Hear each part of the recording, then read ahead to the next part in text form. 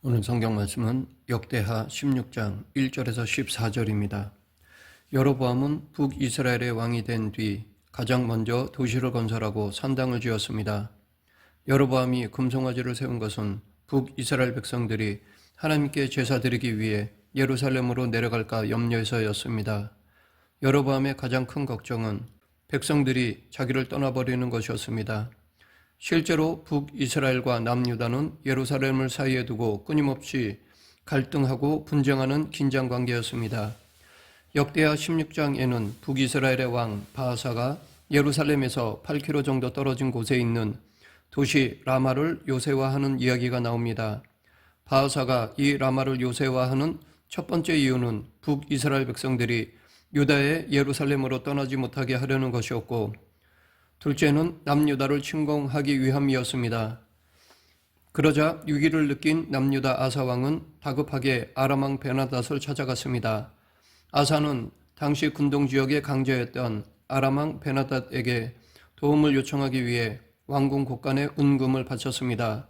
그런데 그때 베나닷은 북이스라엘 왕 바하사와 이미 동맹 관계를 맺고 있었습니다.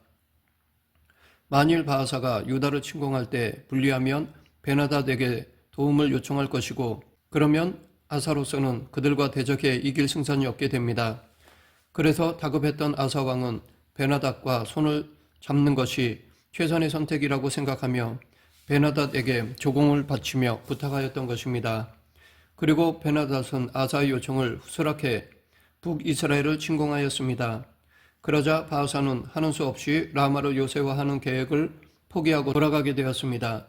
이때 유다 왕 아사가 한 행동은 인간적인 눈으로 보면 아주 현명한 선택 같습니다. 비록 은금을 갖다 바쳐야 했지만 강대국인 아람과 화친했고, 또 위협적인 존재인 북이스라엘을 멀리 쫓아냈기 때문에 아사가 행한 방법은 외교적으로 매우 지혜로워 보이고 아주 성공한 것처럼 보입니다. 그러나 그것은 결코 하나님이 원하시는 방법이 아니었습니다. 아람 왕 베나닷은 이미 북이스라엘과 동맹관계를 맺고 있었는데, 남유다 아사 왕이 은과 금을 바치면서 도와달라고 하니까 동맹이었던 이스라엘을 배신하고 공격한 것입니다. 이렇게 한 번 배신한 사람은 두 번 배신도 얼마든지 할 수 있습니다. 아사 왕은 불의한 사람에게 도움을 요청했습니다. 아니, 베나닷이 돈 때문에 얼마든지 배신할 수 있는 사람이라는 것을 알고 그렇게 했던 것입니다. 절대 변함이 없으시고 신실하신 하나님을 의지하지 않고 배신을 밥 먹듯 하는 베나닷을 의지한 것입니다. 우리는 힘들고 어려운 일이 닥치면 자기도 모르는 사이에 불법이나 편견을 동원해서라도 그 문제를 해결하고 싶어 합니다. 그러나 하나님은 당신의 사람이 잘못된 방법을 사용할 때 싫어하십니다. 하지만 우리는 흔히 하나님을 믿는다고 말하면서도 세상적인 방법으로 살아갈 때가 많습니다. 하나님은 당신의 백성이 삶의 지침으로 삼고 살아가도록 성경이라는 최선을 주셨지만 우리는 자꾸만 성경을 제쳐놓고 세상의 다른 데서 최선을 찾으려고 합니다. 하나님은 아사 왕 이야기를 통해 세상에서 최선을 찾으면 불의한 길로 가게 된다는 사실과 불의한 길로 가게 되면 반드시 대가를 치르게 된다는 것을 알려주십니다. 2차 세계대전 당시 미국과 영국을 주축으로 한 서방 연합국들은 독일과 일본에 맞서 치열하게 싸웠습니다. 당시 전쟁이 얼마나 급박하게 돌아갔는지 미국의 프랭클린 루즈벨트 대통령은 이 다리를 건널 수만 있다면 악마와도 손을 잡겠다라고 하면서 소련의 스탈린과 손을 잡았습니다. 당시 스탈린은 수십만 명이 넘는 사람을 잔인하게 숙청한 독재자였습니다. 마침내 연합군이 승리를 잡고 전쟁을 마무리할 때쯤 영국의 윈스턴 처칠 수상은 스탈린의 야욕이 히틀러 못지않다는 사실을 간파하고 철의 장막이라는 말로 그 위험을 경고했는데, 그의 경고는 전쟁이 끝난 뒤 현실이 되었습니다. 소련은 순식간에 동유럽과 중국과 중남미 곳곳에 공산 정권을 확산시키더니 1960년대 초반에는 세계 땅의 3분의 1을 공산화시켰습니다. 2차 세계대전이 연합군의 승리로 끝나서 제국주의의 야심을 무너뜨릴 수 있었지만 세계는 다시 공산주의와 자본주의로 나뉘어 싸우며 냉전시대를 겪게 되었고, 그 사이에서 수많은 사람들이 희생되었습니다. 우리는 위험이 닥치면 어떻게든 피하고 싶어 순간 불의와도 타협하고 싶어 합니다. 그러나 그 대가는 처음 당한 위험보다 더 참혹할 수 있습니다. 진리에 따라 사는 것은 결코 쉽지 않으며 가시밭길처럼 험난할 수 있습니다. 그러나 진리에 따라 살면 결코 후회하지 않습니다. 어려울지는 몰라도 후회하지는 않게 됩니다. 하나님 말씀대로 살아도 고난이 없는 것은 아니지만 그리스도인이 불의와 타협하지 않고 말씀대로 살아갈 때 세상이 우리 때문에 평안해지고 우리는 최후 승리를 얻게 됩니다. 성경은 아사를 가리켜 그의 하나님 여호와 보시기에 선과 정의를 행했다고 기록하고 있습니다. 아사는 종교개혁을 단행했는데 이방신 아세라를 숭배한 그의 어머니조차 태우에서 패할 정도로 철저하게 행하였습니다. 또 구스, 즉 지금의 에티오피아가 100만 대군을 이끌고 쳐들어왔을 때 아사는 하나님의 도우심을 구함으로써 그들을 물리쳤습니다. 아사가 종교개혁을 단행하고 오직 하나님만 의지하며 섬겼을 때 유다는 35년이나 평안을 누릴 수 있었습니다. 유다 백성들이 35년 동안 누린 평안은 하나님의 은혜입니다. 그 35년 동안 유다에 문제가 없었던 것도 아니고 위협하는 적들이 없었던 것도 아닙니다. 그러나 100만 대군이 쳐들어와도 하나님만 붙들고 의지한 아사와 백성들의 믿음이 있었기에 나라가 평안할 수 있었던 것입니다. 바로 이것이 불의와 타협하지 않고 말씀대로 살아갈 때 누리는 형통함입니다. 그런데 역대하 16장으로 넘어가면서 마음이 온전했던 아사가 갑자기 믿음 없는 사람처럼 되어 불의한 길로 나아가는 것을 보게 됩니다. 북이스라엘 왕 바하사의 위협에 위기를 느끼고 아람 왕 베나다덱에게 은금을 내어주며 그의 보호를 받겠다고 결정한 것입니다. 구스의 100만 대군이 쳐들어올 때도 믿음을 지켰던 아사는 왜 이렇게 변질되었을까요? 그 이유는 아사 왕이 편안해지자 믿음의 순수성을 잃어버렸기 때문입니다. 먹고 살만하니까 하나님을 잊어버리고 세상을 의지하기 시작한 것입니다. 이처럼 사람은 상황이 어렵고 위기가 닥치면 간절히 하나님께 나아가며 의지하지만 하나님이 은혜를 베푸셔서 평안을 얻고 안정되면 오히려 하나님을 떠나는 경향이 있습니다. 일이 잘 풀리고 돈을 잘 벌고 사회에서 높은 위치에 올라가고 성공하면 오히려 믿음의 길을 떠나는 경우가 많습니다. 21세기에 들어 한국교회는 쇠퇴해 가고 있는데 예전에는 서구의 교회들이 부러워했던 한국교회가 지금은 세상 사람들이 걱정해주는 존재가 되었습니다. 교회는 신뢰를 잃고 비난과 비판의 대상이 되었습니다. 왜 그럴까요? 먹고 살만해졌기 때문입니다. 너무 편안해졌기 때문입니다. 힘들고 어려울 때는 오직 하나님만 붙들었는데 먹고 살만해지고 편안해지고 화려해지니까 하나님을 잊어버리고 세상을 의지하며 세상 방법을 따라가기 시작한 것입니다. 배부른 한국교회는 갈수록 정치적으로 되고 돈을 의지하고 건물 규모에 집착하는 모습을 보입니다. 믿음의 순수성을 잃고 세상을 의지하니까 오히려 세상의 공격을 받는 것은 어쩌면 당연한 것입니다. 하나님만 의지하던 35년간 유다는 평화의 땅이었지만 하나님을 떠나는 순간 세상의 공격을 받기 시작하였습니다. 마음이 온전하던 아사가 하나님의 은혜를 누리면서 더욱 믿음으로 나아가지 않고 원래 가졌던 순수한 믿음을 잃어버리게 되니까 결국 그 인생이 비극으로 끝나게 된 것입니다. 우리가 하나님을 믿고 의지할 때 하나님은 우리를 붙잡아 주십니다.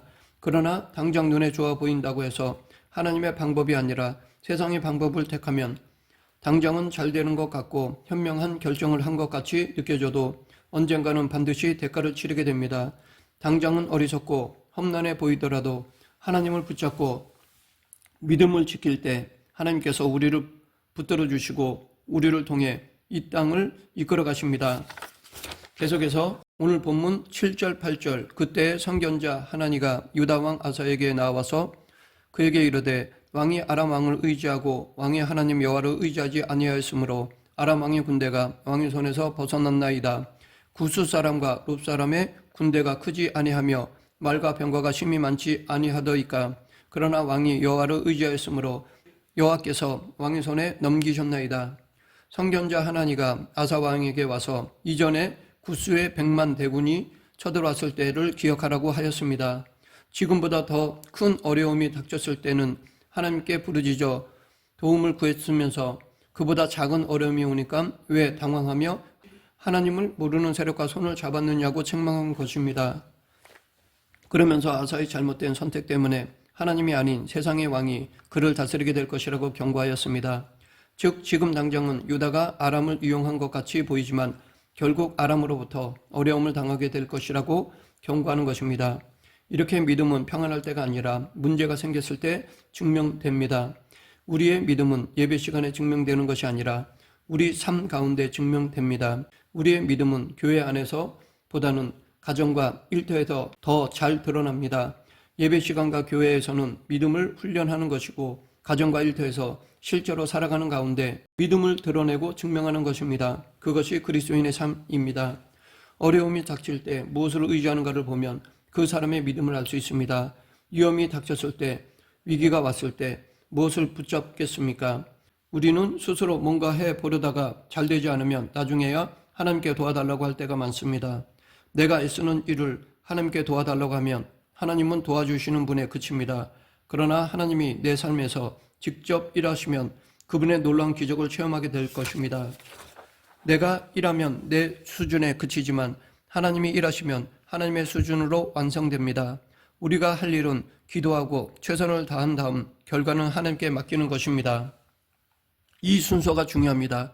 최선을 다한 다음 뭔가 부족한 것이 있으니까 하나님께 기도하며 도와달라고 하는 것이 아니라 처음부터 모든 것이 하나님께 달린 것이기에 기도하고 그 다음에 모든 것이 나에게 달린 것처럼 최선을 다하는 것입니다.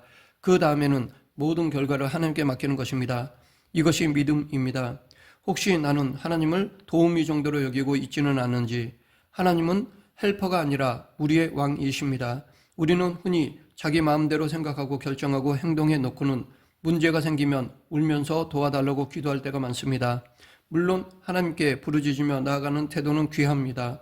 안 하는 것보다 훨씬 낫습니다. 하나님은 우리를 정말로 도와주시기를 원하십니다. 그러나 문제가 터지고 이것저것 해보다가 나중에야 울부짖는 것은 하나님을 도우미 정도로 여기는 어린 신앙입니다. 이런 연약한 믿음으로 행한 것에 대해 선견자 하나니는 망령되이 행하였다고 책망하였습니다.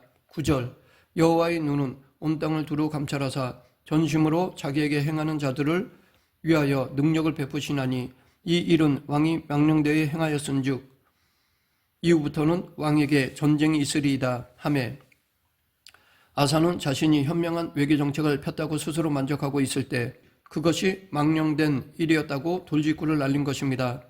이것을 NIV 영어 성경에서는 바보 같은 짓이라고 말하고 있습니다. 우리나라 성경 새 번역에서는 어리석게 행동했다라고 번역하고 있습니다.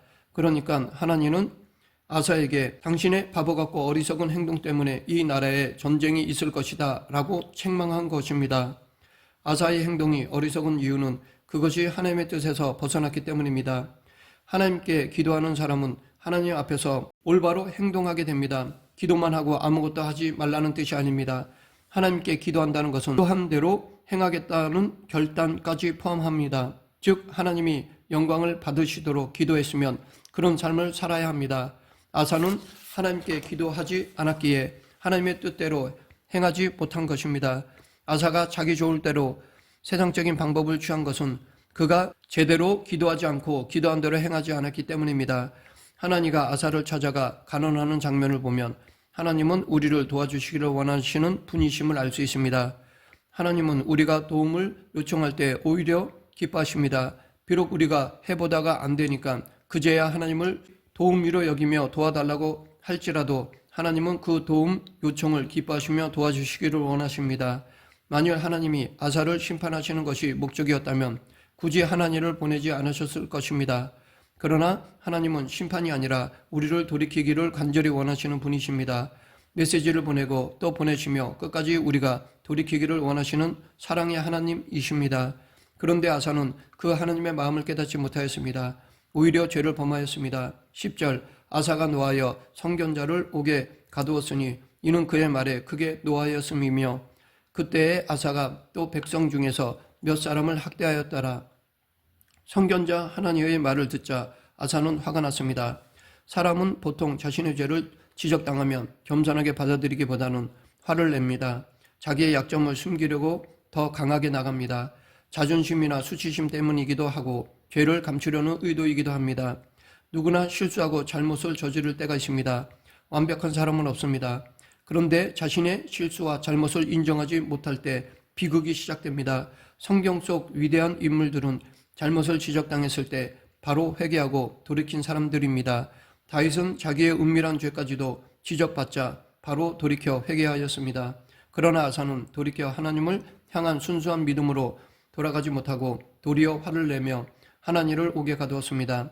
하나님은 아사의 잘못에 대하여 질병으로 물으셨습니다. 그의 발에 병이 나서 유독하게 되었습니다. 그런데 그때도 아사는 하나님을 찾지 않고 의원들을 찾았습니다. 그가 병들었을 때라도 마음을 하나님께 돌이켰으면 좋았을 텐데 그러지 않았다는 것입니다. 아프면 의사를 찾는 것이 당연합니다. 아사가 의사를 찾은 것 자체가 잘못이 아닙니다. 아사에게는 더 중요한 영적인 문제가 있었는데 그것을 해결하지 않았다는 것을 성경에서 지적하는 것입니다. 결국 아사 왕의 문제는 하나님과의 관계가 어떤가, 하나님을 어떤 분으로 모시고 있는가입니다. 우선권의 문제입니다. 즉 무엇을 먼저 중심에 두고 있느냐입니다.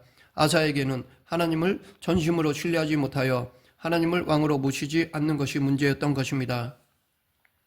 말씀을 맺겠습니다. 우리 인생의 성패는 우리가 누구를 붙잡느냐에 있습니다. 우리는 하나님을 붙잡아야 합니다. 다른 것을 붙잡았다면 그것을 놓고 다시 하나님을 붙잡아야 합니다.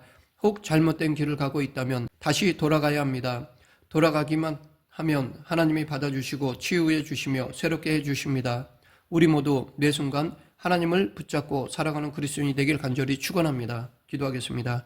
생사화복을 주관하시는 하나님 아버지, 어떤 상황에서도 하나님 우선순위로 살아가며 오직 하나님 뜻만 따르는 그리스도인이 되게 하여 주시옵소서. 예수님 이름으로 기도드립니다. 아멘.